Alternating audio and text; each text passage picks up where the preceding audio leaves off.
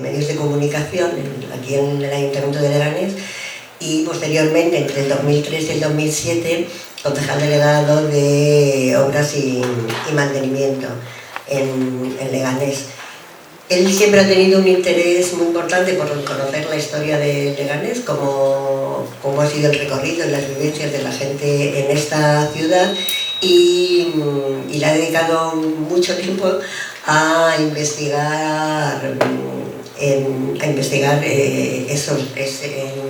a través de los archivos, no solamente los locales, sino ha recorrido archivos en toda España para llegar al máximo de información sobre hechos históricos en la ciudad. Y de hecho, bueno, y sobre todo ya cuando estuvo como cargo público, pues fue cuando empecé a investigar más, y bueno, un hito que quedó en Leganés de ese momento fue las placas que se colocaron en distintos espacios públicos de la ciudad y que hacen un recorrido para conocer distintos momentos históricos de la ciudad, ¿no? Y este proceso es parte de esa investigación que él ya había hecho previamente y que sigue haciendo a partir de ahí. También en ese momento como cargo público presenta su libro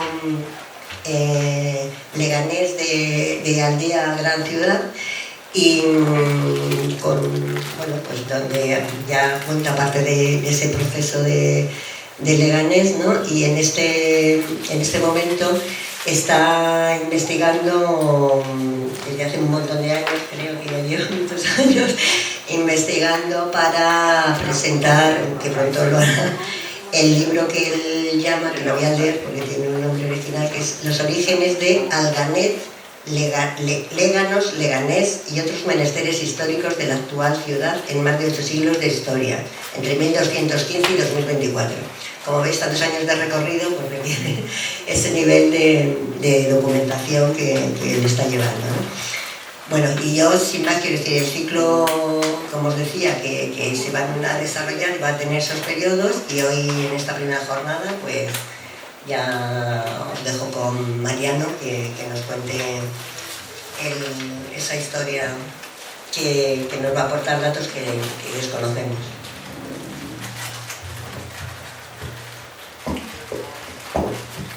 Buenas tardes, gracias por venir y vuestra asistencia. Yo, en primer lugar, soy una persona que elabora, es decir, para los archivos coge documentación, la analiza y escribe. Mi dificultad es hablar en público, a pesar de ello Podemos me pidió este tema y lo he accedido, pero me dijeron que solo la Segunda República, y al final me han liado para la dictadura y la dictadura, sí, sobre todo para ponerle la dictadura. Bueno, en primer lugar hay que situar un poco el contexto histórico en el que se desarrolla la Segunda República en Leganés. Hay que ir de lo macro a lo micro, porque lo macro es lo que más influye sobre lo micro, es decir, lo que ha pasado fuera del término de Leganés con respecto a, todo lo que ha pasado de Leganés influye en lo que es el municipio. En primer lugar, el siglo XIX está plagado, por así decirlo, de golpes militares, de pronunciamientos que se manifiestan hasta 1939. El siglo XIX es el siglo de los generales. Los generales utilizan la política para influir en los gobiernos. Sobre todo tenemos en el siglo XIX a Esparteros, a Serrano, Prim, Narváez, Zurbano, O'Donnell, Topete, Pavía, Martínez Campos, y ya en el siglo XX tenemos el primero, a Primo de Rivera, luego tenemos a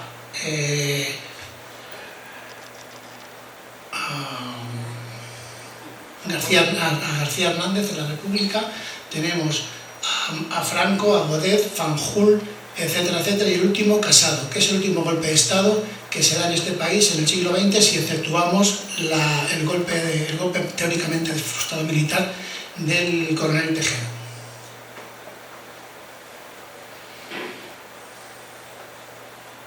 En total, en el siglo XIX se llevaron a cabo 35 pronunciamientos militares, los cuales cambiaron gobiernos, cambiaron dinastías y cambiaron gobiernos y dinastías, básicamente. En contra de lo que sucedió en el siglo XIX, la Primera y la Segunda República aparecen en España de una forma pacífica totalmente. Es decir, la Primera República es votada por los diputados monárquicos, mayoritariamente, debido a que Amadeo de Saboya dimite como rey de España y ante el vacío institucional que existe en estos momentos son los propios diputados monárquicos los que, para llenar ese vacío, proclaman la Primera República en España, que en contra de lo que sucede con los golpes militares fue una Primera República totalmente libre de cualquier alteración, etc. Lo mismo que sucedió en la Segunda República. La Segunda República vino por unas elecciones del 12 de abril de 1936, en las cuales también no hubo ninguna violencia, en absoluto ninguna violencia. Incluso los periódicos monárquicos de aquella época hablaban de la falta de violencia que había, porque ellos ya antes de la campaña electoral proponían que iba a haber, si ganaban los republicanos, iba a haber disturbios, etcétera, etcétera. Luego, la restauración borbónica no era un sistema democrático. Los cambios de gobierno se producían antes de las elecciones y no después de esas elecciones. Se ganaban las elecciones antes de convocarlas, a través del turnismo, a través del encasillado, del pucherazo, del uso de los lázaros y de los cuneros. Es decir, el gobierno que iba a... Un momentito.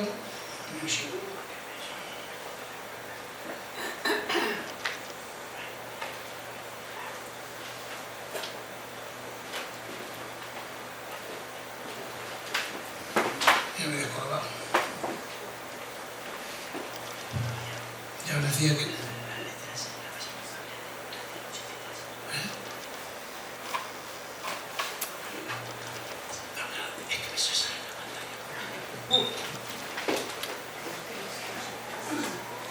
Como os he dicho, yo más bien soy de elaborar más que de hablar en público porque me pongo nervioso. De hecho, prácticamente una parte muy importante de GASA está escrito aquí.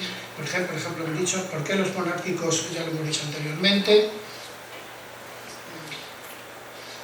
La restauración borbónica sucede a la Primera República a través de un golpe de Estado de Martínez Campos en el mes de enero de 1874, y a partir de ahí se produce lo que es la restauración, que dura 57 años en este país. La restauración, evidentemente, no era un sistema democrático porque no cumplía tres de las condiciones indispensables que tiene que tener cualquier sistema democrático. Primero, que las elecciones se repitan en el tiempo. Segundo, que se acate el resultado de esas elecciones. Y tercero, que no se sepa quién va a ganar las elecciones antes de convocarlas. Y la restauración no cumplía una de estas terceras condiciones, que era porque se sabía de antemano quién iba a ser el siguiente gobierno una vez que el gobierno que estaba en el poder lo dejaba. Y era el ministro de la gobernación, a través de lo que se llamaba el encasillado, es decir, a través del caciquismo, sabían ya quiénes eran las personas, los diputados que iban a formar parte del Congreso y del Senado. Eso sí, fue un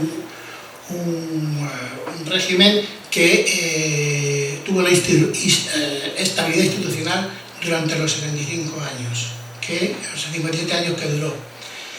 Luego, a través del pucherazo, lo que Joaquín Costa llamó la oligarquía y el caciquismo. Es decir, aparte del ministro de Gobernación, que era el que decidía quién iba a ser diputado en las siguientes cortes, existía luego el pucherazo por si algo les fallaba.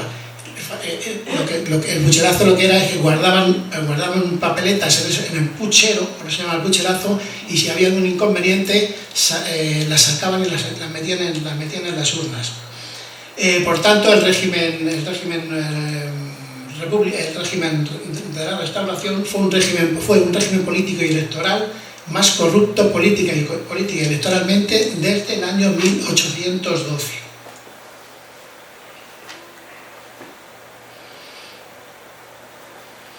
El 12 de abril en España Como hemos dicho antes, venimos de un siglo que tiene muchos pronunciamientos, 35 en concreto.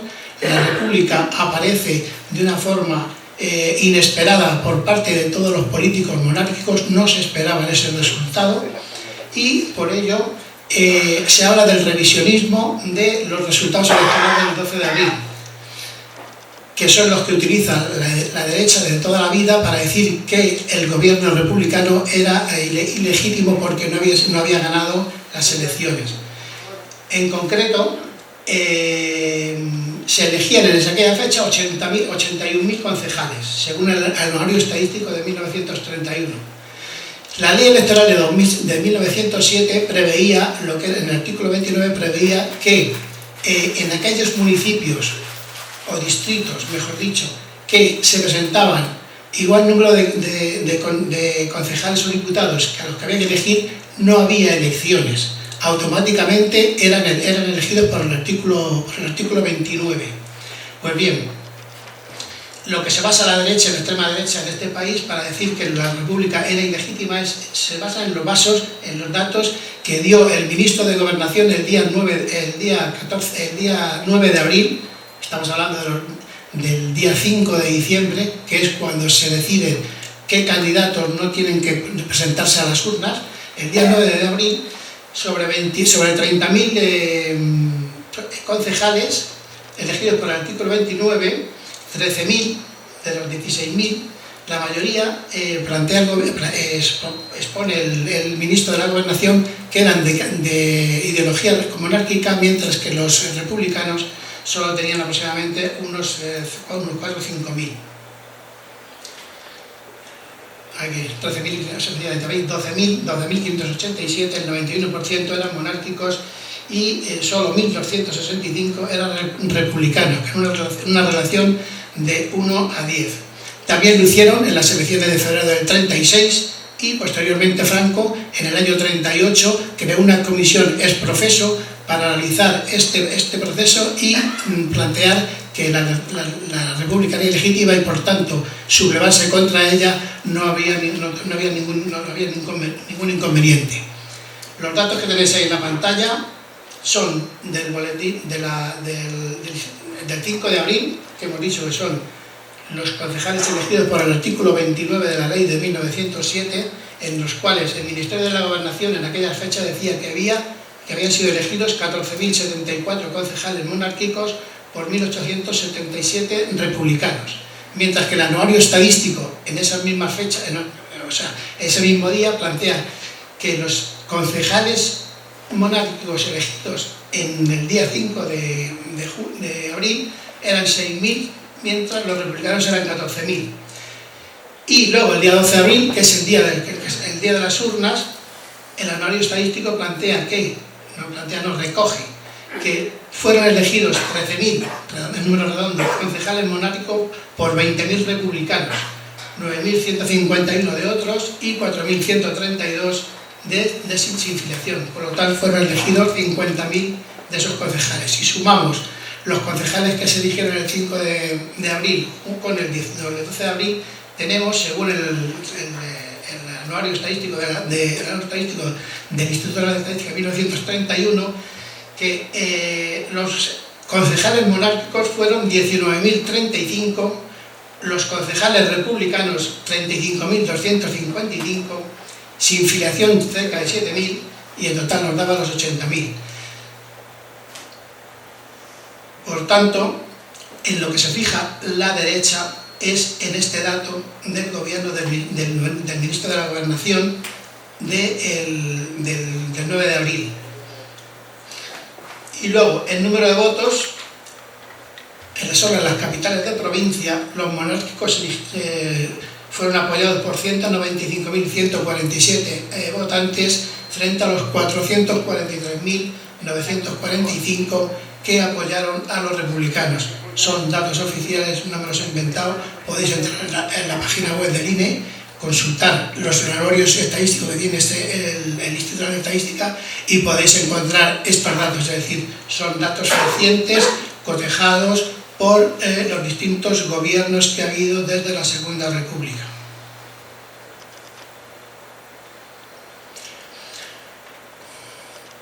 La Segunda República, junto con la primera, viene con dos datos económicos muy importantes. La Primera República se encuentra a nivel económico con un crack, con el crack de los ferrocarriles y con el problema del textil en Cataluña. El textil en Cataluña necesitaba el algodón de los americanos, de Estados Unidos, que en aquellas fechas estaban en su guerra de sucesión, con lo cual no venían las materias primas aquí y hay una crisis. Acto segundo viene la crisis de los ferrocarriles, y en la Segunda República nos encontramos con que a los 3 años antes se había dado el crack del 29, que trajo consigo pues el cierre de bancos, el cierre de empresas, el desempleo, la crisis económica, la crisis social, y tuvo unas consecuencias políticas muy importantes. A partir de ahí muchos ciudadanos empezaron a pensar si no era mejor el fascismo o el comunismo, una de las dos alternativas que planteaban en aquellas fechas la gente que estaba desamparada debido a la grave crisis que hubo en esas fechas. La Segunda República a nivel electoral rebaja la edad a los 23 años, hasta ahora eran los 25, permite la elección de las mujeres, cosa que no sucedía hasta esa época, y suspendió el artículo 29. En la Restauración había lo que se llamaba el voto censitario, que era los mayores de 25 años tenían que saber leer, escribir o tener una profesión, o bien pagar una cuota por contribución urbana, rústica o industrial mayor de 25 pesetas, con lo cual muy pocas personas podían votar en España. En Leganés en concreto, en esa fecha de la Restauración, solo podían votar 86 personas. 86 personas son las que dirigían la política municipal del municipio en aquellas fechas, en la Restauración, hasta 1931.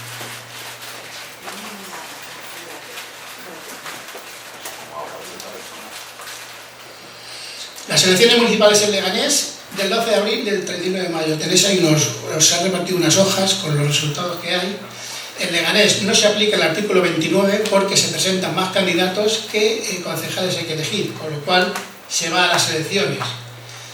Las elecciones del 12 de abril son cuestionadas por la oposición extraparlamentaria de Renovación Española y Alianza Popular, y como consecuencia el gobierno, como no se da solo en Leganés sino en muchos municipios de España por el caciquismo y el mangoneo que había entre los dirigentes políticos, el gobierno de la República dicta un decreto diciendo que se tienen que repetir las elecciones en aquellos municipios en los cuales haya habido protestas protestas en las urnas. Por ello, en Leganés no se procede a proclamar la República el 14 de abril porque ese día, porque el 12 de abril, había ganado la derecha en este municipio. Se repiten las elecciones el 31 de mayo, se convocan nuevas elecciones, no solo en Leganés, sino en 50 municipios de lo que es la actual provincia de Madrid. Con los siguientes resultados, que tenéis también ahí en pantalla o en los que os han dado. A mano izquierda tenemos los resultados del 12 de abril, en amarillo son aquellos concejales que fueron elegidos, básicamente todo de la extrema derecha, excepto dos: Pedro González Perucho, que obtiene 123 votos en el distrito norte, y Mariano Mayoral Mingo, que obtiene 104 votos en el distrito de la zona sur. El resto son todos, los otros 10 concejales son concejales monárquicos, de la derecha. En concreto, Ramón del Hierro Ordóñez es el presidente de Acción Popular en esos momentos en el municipio, Antonio García Cuadrado también es de Alianza Popular, y Pedro González representaba al Partido Republicano Radical Socialista junto con Mariano Mingo, que eran del Partido Socialista. Fijaros en estos nombres porque son las personas que van a dirigir este municipio hasta el final de la Guerra Civil. Hasta casi el año 1979. Y ya venían ejerciendo la política en el municipio desde 1845. Son las famosas que llamamos 7 familias, que son las que han controlado este municipio desde el año 1845 hasta el año 1979. Unos, yo les llamo los terratenientes, los que tienen más de 250 hectáreas, que son considerados como los terratenientes. Yo los llamo los señores del caballo y del sombrero, mientras que los pequeños agricultores, pequeños y medianos agricultores de Leganés, que era un nombre importante, bajo mi punto de vista, vamos, yo los denomino los hombres de la boina, porque en definitiva eran adláteres de las 7 familias que han controlado este municipio desde el año 1845 a 1979. Si tenéis en la siguiente, tenéis la comparación de los resultados del 31 de mayo y el 12 de abril y veis cómo prácticamente los candidatos de izquierda multiplican por 2 casi los resultados que obtuvieron el 12 de abril. De hecho, Pedro González González, le vamos a llamar ahora a partir más corto Perucho, que fue el primer alcalde republicano de Leganés, obtuvo 207 votos frente a los 125 que obtuvo en las elecciones del 12 de abril, y así todos. Una cosa que sucedió en Leganés es, no se sabe, no he podido comprobar cómo, por qué, la derecha de este municipio no se presenta a las elecciones del 31 de mayo de 1936. ¿Es por miedo? ¿Es porque no tienen ya capacidad para seguir con el caciquismo? ¿O es porque les da miedo la república? ¿O es una consigna que han dicho sus partidos, los partidos de Madrid? No hay documentación hasta ello para ver por qué en ese caso concreto ningún concejal de la derecha que había gobernado este ayuntamiento se presenta a las elecciones del 31 de mayo. Ya te digo, fijaros bien, porque van a regir el municipio durante la dictadura. Fernández Cuervo, los Hierro, los García Cuadrado, los Loaces, los Germán Sánchez Fuero, los Durán, los García Quijada, los Naranjo, los Rodríguez, etcétera, etcétera, etcétera. Ya lo veréis cuando veamos el próximo día cómo van a ocupar el municipio durante una etapa muy importante de lo que es el franquismo. ¿Qué partidos políticos había en Leganés durante la Segunda República? En el año 31 tenían su sede en Leganés 3 partidos de izquierda: la Agrupación Socialista, la de Leganés, el PSOE con 54 afiliados, el Partido Republicano Radical Socialista con 73 afiliados y el Partido Republicano Radical con 73 afiliados.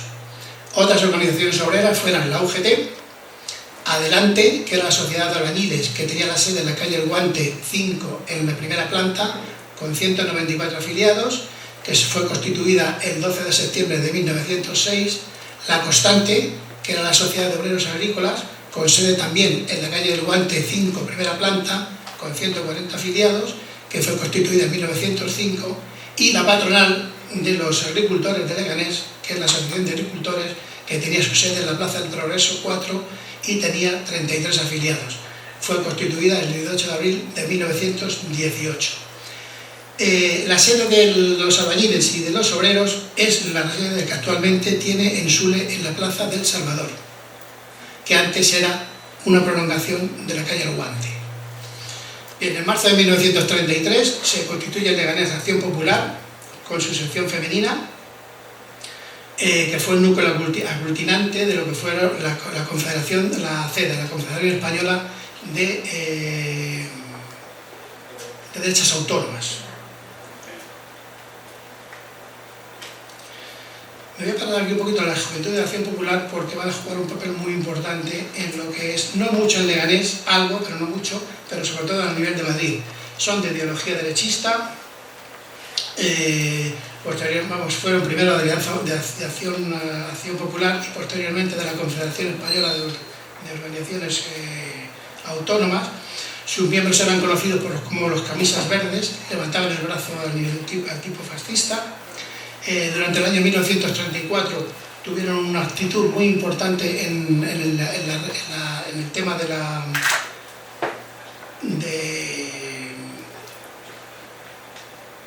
los altercados en las calles, de crear un ambiente tenso para que los militares saltaran. Eran antimonárquicos, eran anticomunistas, etc. Y en el año 1934 se constituye en Leganés Izquierda Republicana, que tenía su sede en la Plaza de la Constitución.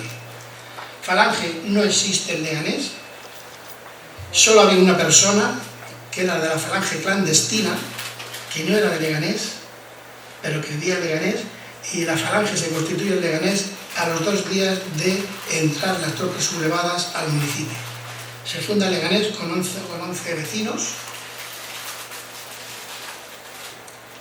Ramón del Hierro Alonso, José Luis Fernández Cuervo, Modesto Gallego Achanche, José García Álvarez, Marcelino García Cuadrado, Severiano López, este es el que pertenecía a la Falange desde el año 1931, Sebastián Martínez García Quijada, Antonio Martín Vegue, el médico, Federico Paredes Ocaña y Ramón Seligrad Herrero, junto con Francisco Berrocal.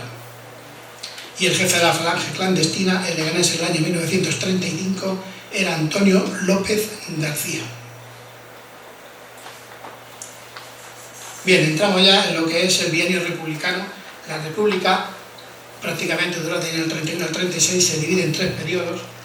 El periodo republicano democrático, que va desde el 31 al 33, el periodo del republicano cedista, que es cuando accede al gobierno Lerroux junto con la CEDA, y el tercer bienio es el bienio del Frente Popular. Pues bien, el bienio progresista es prácticamente cuando se hacen todas las actuaciones importantes en este municipio por parte de Perucho y los concejales de la conjunción republicano-socialista.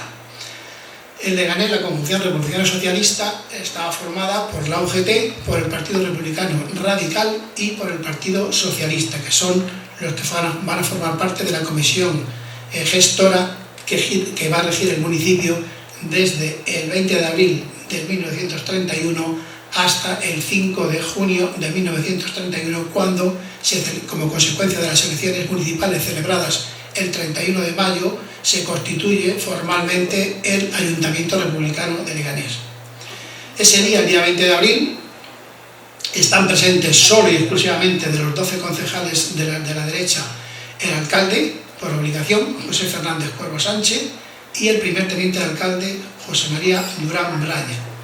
Ausentes los otros restantes concejales del último consistorio de la Restauración. Ese día hace presencia de la Guardia Civil en el municipio, en el pleno, y viene un Guardia Civil de la comarca y uno de la comandancia del cuartel de Leganés. Viene a decir que en virtud de la orden del Gobierno Provisional de la República Española se ha de proceder acto seguido a la entrega provisional del Ayuntamiento y efectos a él pertenecientes al Comité del Partido Republicano Socialista de esta villa. Eso es textual, pero hay un error por parte del secretario que redactó el acta, porque no existía tal cual. Lo que existía era la conjunción republicano-socialista en Leganés, no el Comité del Partido Republicano. El Partido Republicano Radical Socialista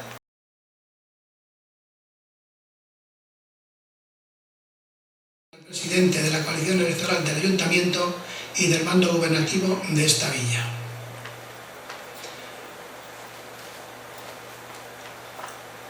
La comisión gestora del Ayuntamiento, del 20 de abril al 5 de junio, está formada por 5 miembros del Partido Republicano Radical Socialista y por 3 socialistas, uno de UGT y uno del PSOE y 2 de UGT.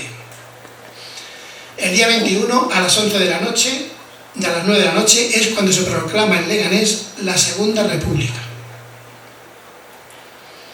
En una sesión extraordinaria en la que están presentes los 8 componentes de la Comisión de la Conjunción Republicana Socialista que hemos dicho anteriormente, y en palabras de Perucho, textualmente viene a decir ese día que sentía una gran satisfacción en proclamar la República en esta villa, invitando a sus compañeros a mantener esta idea y defenderla hasta su completa consolidación, por estimar que no es necesario para regir los destinos de la nación más que personas de buena voluntad, democráticas y que con verdadero entusiasmo trabajar por el bien de España y dentro de cada uno de sus respectivas acciones de poder. También intervienen el resto de los concejales. Por parte de Ariño y Lejarra prácticamente están conformes con lo dicho por Perucho y prometen colaborar con el más firme entusiasmo en todo lo que beneficie al municipio. Por su parte, Mayoral y los demás concejales se expresan también en semejantes términos. Y por último, Perucho, al término de la sesión, también dice unas palabras. Prometió que en las sesiones sucesivas les daría cuenta de la marcha administrativa a los vecinos que llenaban el pleno municipal, les daría cuenta de la marcha administrativa del municipio y de todos los cuantos asuntos redunden en el beneficio del pueblo. Luego ya los concejales se enfrentan a lo que es lo habitual en cualquier concejal, es decir, el tran diario de ir solucionando diferentes problemas administrativos que van existiendo, se meten en ese barullo y al final, luego como ya veremos, plantean lo que son sus tres ejes fundamentales para el municipio. Es sintomático que lo primero que hace Perucho es reunirse con los empleados municipales, que les plantea que esperaban más estricto cumplimiento de sus deberes y sus obligaciones y colaboraran a su vez por el mantenimiento del nuevo régimen. A partir de ahí se ponen a observar qué es lo que sucede en la ciudad y lo primero que ven es que los tauneros están vendiendo pan que son 40 gramos, tienen menos de 40 gramos de lo que estipula la legislación. Plantean la incautación del pan. Esa incautación del pan la reparten entre los vecinos. Hay decomisos, un ejemplo de salchichón y longaniza, que curiosamente el infractor al que le ponen la multa les dice que nunca le habían llamado la atención por esa circunstancia. Hay un control de las pesas de los vendedores ambulantes y también hay sanción, un control de las lecherías por la leche adulterada, el control de las obras que no se legalizaban por exconcejales o por vecinos que tenían buenas relaciones con la institución.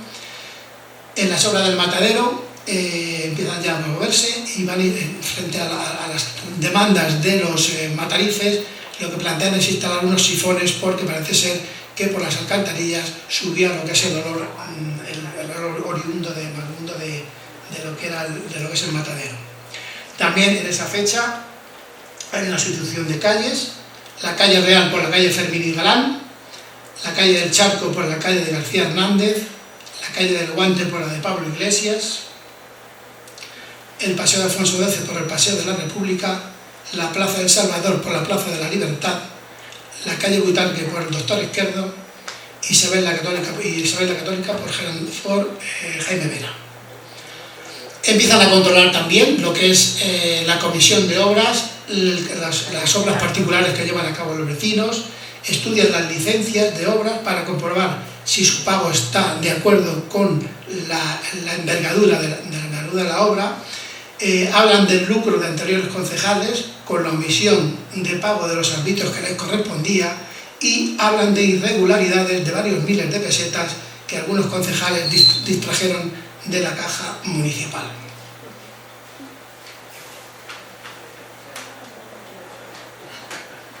Bien, luego siguen más cosas administrativas y hay una cosa muy importante porque es un eje fundamental del programa de los republicanos socialistas de Leganés, que era el alcantarillado, la escuela y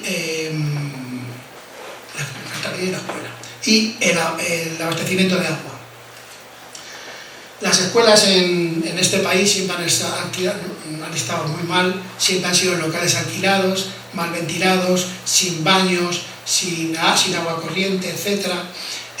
Lo primero que hacen los informes de los maestros nacionales, se llamaban así, no es por lo que es nacional, sino que en aquella época se llamaban las escuelas nacionales y los maestros nacionales, no por las reminiscencias de lo que fue el franquismo.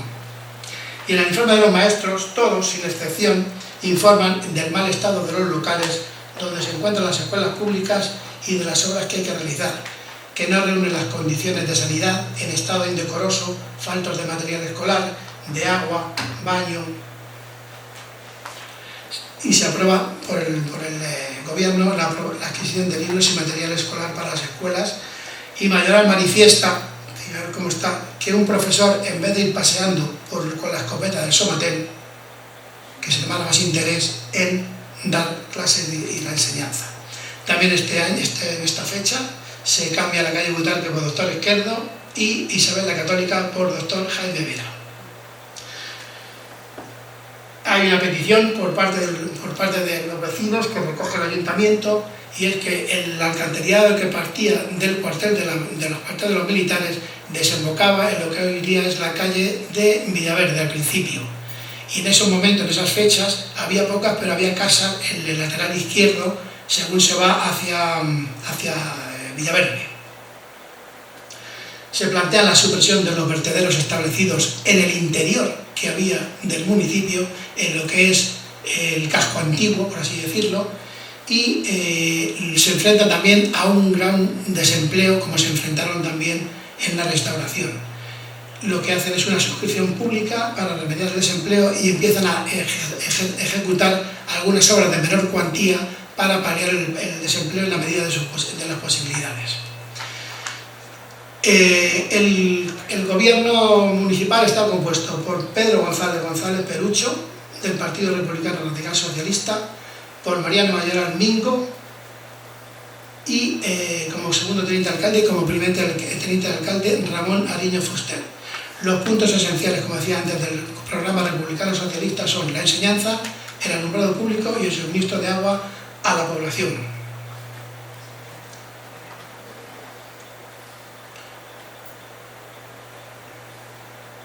Bueno, no os entretengo más porque ya es muy tarde. Son otras actuaciones que se hacen desde junio 31 hasta octubre del 34.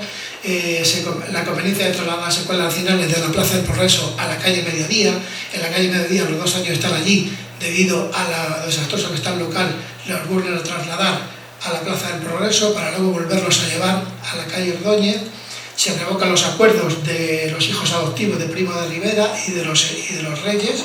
Se lleva a cabo la construcción de un cementerio municipal, la construcción de un nuevo pozo de agua, la propuesta de crear una biblioteca municipal, y Mayoral plantea, que luego es aceptado, que se ponga un impuesto del 25% a los actos religiosos que representen un margen de ganancia para la parroquia. Se lleva a cabo el alcantarillado de algunas calles, el adoquinado de otras para paliar el paro. Se disuelve la sociedad del Casino de Leganés, que es la que estaba en la Plaza de España. Algunos de los que sois de Leganés lo conoceréis o lo acordaréis. Y se apoyan las becerradas, y lo que es importante, se apoya la huelga de campesinos el 1 de junio de 1934. En ellas, el alcalde, después de terminar la huelga, en breves palabras, se agradece a los señores concejales la cooperación de todos ellos por el que le prestaron con motivo de la huelga de los campesinos. El señor Mayoral, Partido Socialista, agradece a sí mismo vivamente las gestiones practicadas por sus compañeros de corporación para obtener su libertad, de la que se le privó con motivo de la pasada huelga, y el señor Ariño lamenta la detención que ha sido objeto los concejales con ocasión de apoyar la huelga. También se cambia a partir de aquí empiezan las diferencias en el gobierno republicano con Domingo de la Fuente Caballero. Este señor era un propietario, era un ganadero, era el propietario del cebadero, tenía animales, tenía vacas, tenía cerdos, etc. Y lo que era un rematante del ayuntamiento, es decir, que contrataba con el ayuntamiento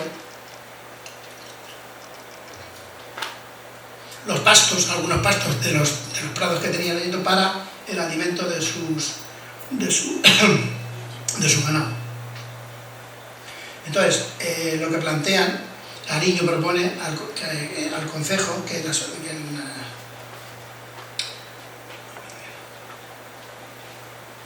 lo que hacen es que empiezan a haber discrepancias, pero hay discrepancias porque hay que ver las consecuencias políticas a nivel general, porque unos meses antes el Partido Republicano Socialista se divide y se crea el Partido Republicano Socialista Independiente, del que formaba parte el concejal Domingo de la Fuente Caballero. Termina el bienio republicano progresista y empieza el bienio negro republicano del 15 de octubre al 26 de febrero de 1936. ¿Por qué se rompe la conjunción republicano-socialista? En primer lugar, sobre todo por la labor del gobierno desarrollado por la coalición. Terminó por fragmentarla por la toma de decisiones concretas que propició que florecieran las diferencias internas que existían de índole ideológica y de índole personal. El catolicismo de Alcalá Zamora contrastaba con el agnosticismo de Manuel Azaña. El socialismo estaba en esos momentos cada vez más dividido entre una tendencia socialdemócrata de Prieto y la sindicalista de Largo Caballero. El centrismo de Lerroux le llevó a ampliar sus hipótesis de alianzas, que lo creo que vendrá más tarde en las elecciones de 1933.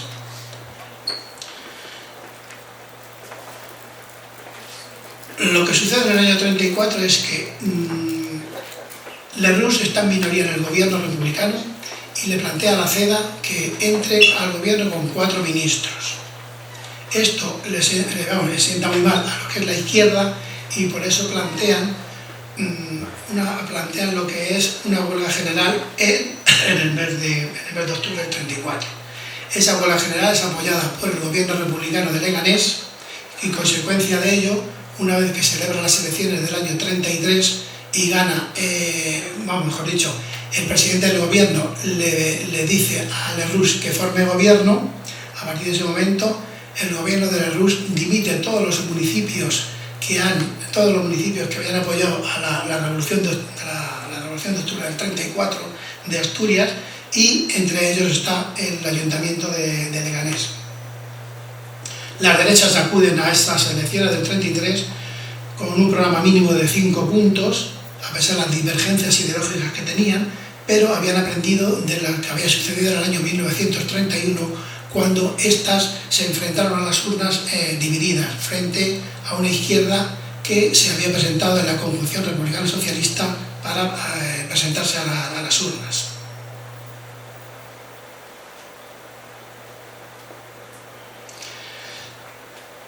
Consecuencia de la revolución de octubre del 38 también tiene consecuencias en Leganés. 34.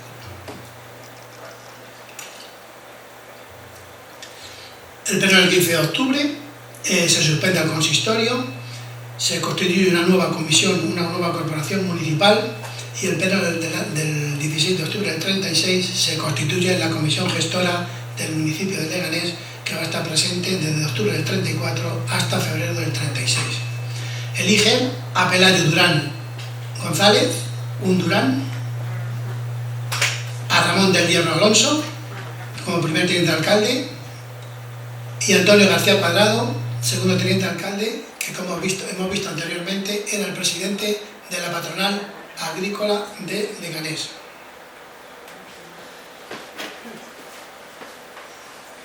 El resto de los plenos municipales, desde el año 34 al 36, básicamente es lo que sucede en la mayoría de los casos. Hay polémica por los documentos en la valoración y los valores de la Fundación Juan Muñoz, que achacan al alcalde de Leganés, a Perucho, que se ha quedado con dinero y con los documentos, cosa que luego más tarde se descubre que no fue así, pero es un acicate que se va a repetir hasta el periodo del franquismo. Y empieza lo que le gusta a la derecha cuando sube al gobierno: contribución a la fuerza pública, apoyo a la iglesia, apoyo a comprar banderas, apoyo a enriquecer a las imágenes religiosas, etcétera, etcétera.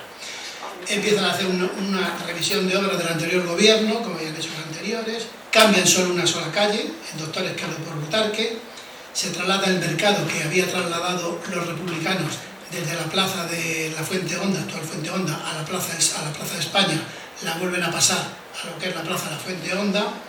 Y en el tema de las escuelas, la corporación acuerda por unanimidad solicitar al Ministerio de Instrucción Pública la construcción directa por el Estado, que es la diferencia que hay con respecto a lo que plantearon los republicanos, que bajo mi punto de vista fue un error, un tremendo error, luego lo veremos por qué, que dos escuelas unitarias y que el ayuntamiento contribuyera con lo que le correspondiera.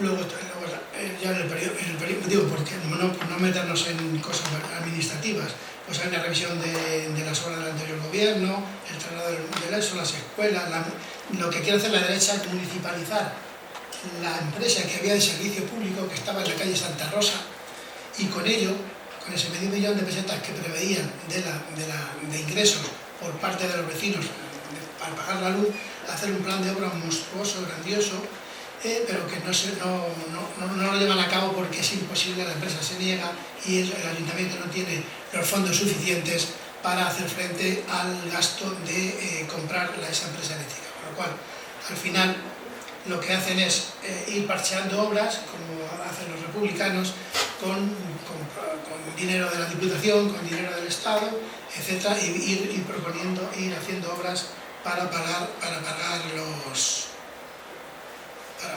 el desempleo que había en Leganés.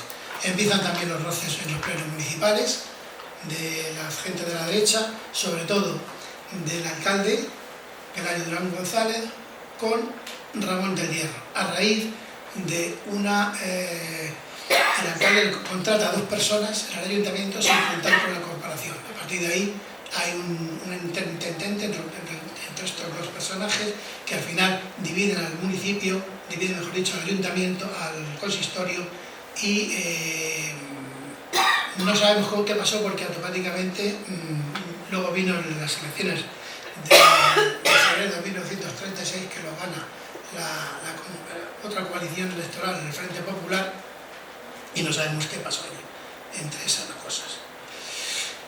El periodo del Frente Popular prácticamente no pueden hacer muchas cosas, el ayuntamiento está en bancarrota, el alcalde recuerda los planes pendientes, la situación económica que existe en esos momentos, se proponen comisiones para revisar la actuación del anterior consistorio, surge otra vez el que se había paralizado, el caso de Domingo de la Fuente, Caballero, y al final, después de muchos plenos municipales en el que se discute el problema, no el problema, sino la falta de la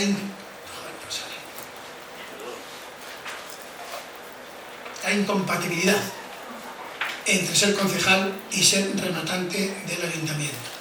Al final, lo que decide el pleno municipal es que es incompatible, con lo cual tiene que dimitir.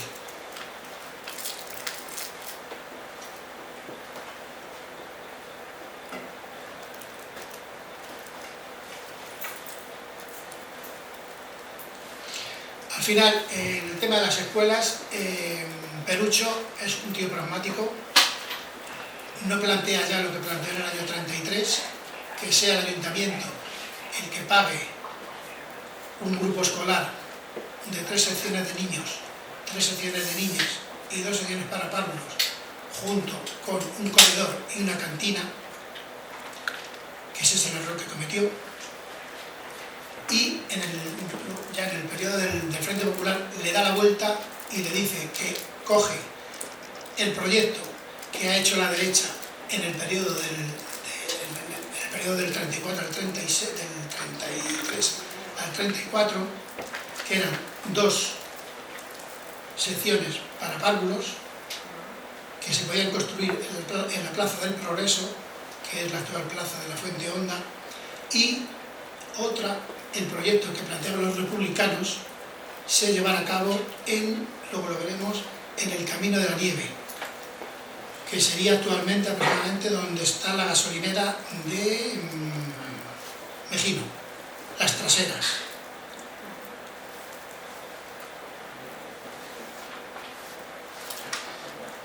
Hay una cosa muy curiosa del ambiente tenso que había en Leganés, y en todo el país, porque en un pleno municipal, Ariño plantea a la alcaldía que se proceda al cacheo y recogida de armas como está ordenado, realizándose en aquellos momentos. Y el alcalde lo que le plantea es que ya habían cacheado a la gente que había ido al pleno municipal a ese pleno municipal. Una de las cuestiones importantes fueron las colonias escolares, que luego hablaremos de ellas, y el cierre de las escuelas particulares en septiembre de 1936. Eso le crea un problema al gobierno municipal de falta de escuelas, con lo cual rápidamente tiene que hacer obras en la calle Nicasio Cuadrado, que es la actual calle de Santa Teresa, para atender a los niños que iban a las escuelas privadas, que en septiembre del 34, en septiembre del 36, no sabemos si se las cierran por el ambiente que había en esos momentos o por algunas directrices que había a nivel superior. El último pleno republicano del municipio se celebra el 20 de septiembre de 1936. En él se constituye el Comité Agrícola del Frente Popular y el gobierno sigue trabajando con el tema de las escuelas.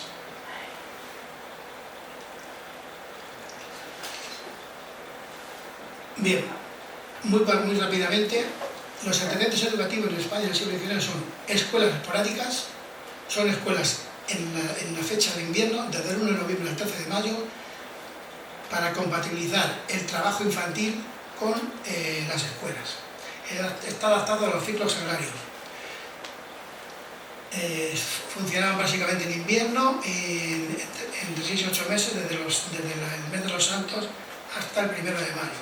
La Constitución de 1812 es una de las pocas constituciones que tiene en su seno el artículo 366, que todos los municipios del país tienen que tener una escuela en la cual se enseña a los niños leer, a escribir, a contar y el catecismo de la religión católica. Y plantea en ese momento esa constitución que era trascendental para que todos los habitantes de este país se convirtieran en ciudadanos, saber leer y escribir, porque a partir de 1830 aquellas personas que no sabían leer y escribir no podían ser ciudadanos y por lo tanto no tenían derecho al voto. El informe de Quintana lo que hace es plantear que la escuela es pública, es universal y pública. El regreso de Fernando VII se vuelve para atrás, la Iglesia vuelve a retomar todo lo que es el poder en las escuelas. En el reinado de Isabel la Católica ya se vislumbra de que las escuelas públicas solo serán gratis para aquellos niños que puedan demostrar que no tienen un dinero para pagarlo.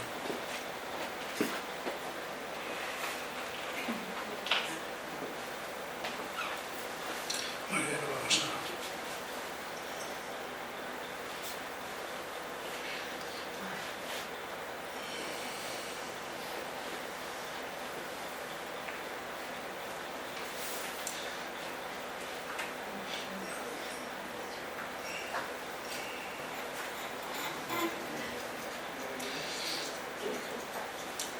Bueno, una de las actuaciones que hace el consistorio republicano, lo mismo que va a hacer el consistorio franquista, es la depuración de los funcionarios o los empleados municipales que no eran afectos a la Segunda República.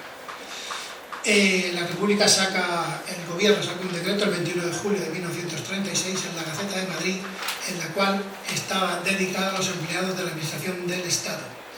El 2 de agosto amplía este decreto a los ayuntamientos y las diputaciones, y el 27 de abril del 31 lo que se hace es centralizar esa depuración de los funcionarios a solicitud del ministro.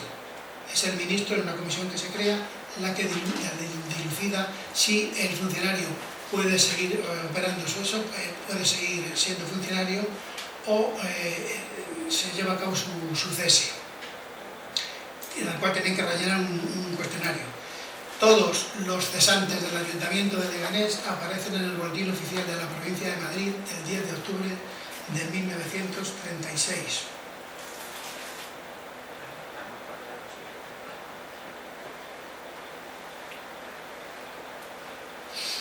incautación de la finca de la Mora es otra de las actuaciones que lleva a cabo el gobierno republicano. La finca de la Mora, para quien no lo sepa, está situada a la derecha de la carretera de Leganés a Carabanchel, frente a lo que en aquella fecha había una parada del tranvía, que está delimitada por el arroyo Butarque, tenía una extensión de 57 hectáreas entre el regadío y secano. En el lado izquierdo también tenía tierras, tenía otras 11 hectáreas, se componía de una vivienda solariega, cuadras, pajares, porches, granero, una capilla que mandó hacer a principios del siglo XX el dueño, Pedro Menor Bolívar, que era un notario y abogado de Madrid. Estaba la vivienda del Mayoral y otras dependencias. El 9 de agosto, aquí, el gobierno republicano comete un error. El 9 de agosto se presentan en la finca, que es de propiedad de Pedro Menor Bolívar, y los motivos de la incautación, se presentan Mariano Mayoral Mingo como segundo teniente alcalde y Luis Mingo, y varios técnicos de agricultura y horticultura del Ministerio de Agricultura y algunos vecinos de la localidad, junto con el secretario para levantar acta. El motivo de la incautación es estar abandonado por el propietario, con lo cual se aplicaron las vigentes disposiciones dictadas por el gobierno de la República, y después de visitar los terrenos de regadío y de secano, las dependencias dedicadas a la labranza, etc. Mayoral procede que se lleva a cabo el inventario, el secretario lleva a cabo el inventario de todos los enseres que tiene esa finca, y lo que hacen es los trabajadores de esa finca recogen los enseres, la cosecha,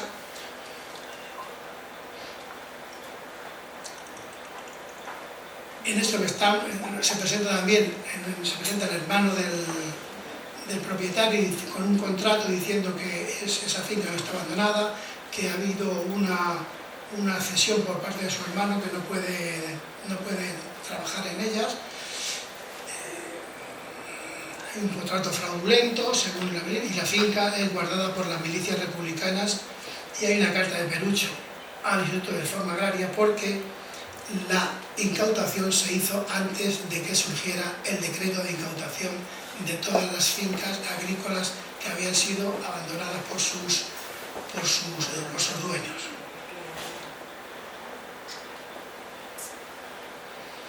Y por último, en el tema de los desafectos, los tenéis ahí en la pantalla.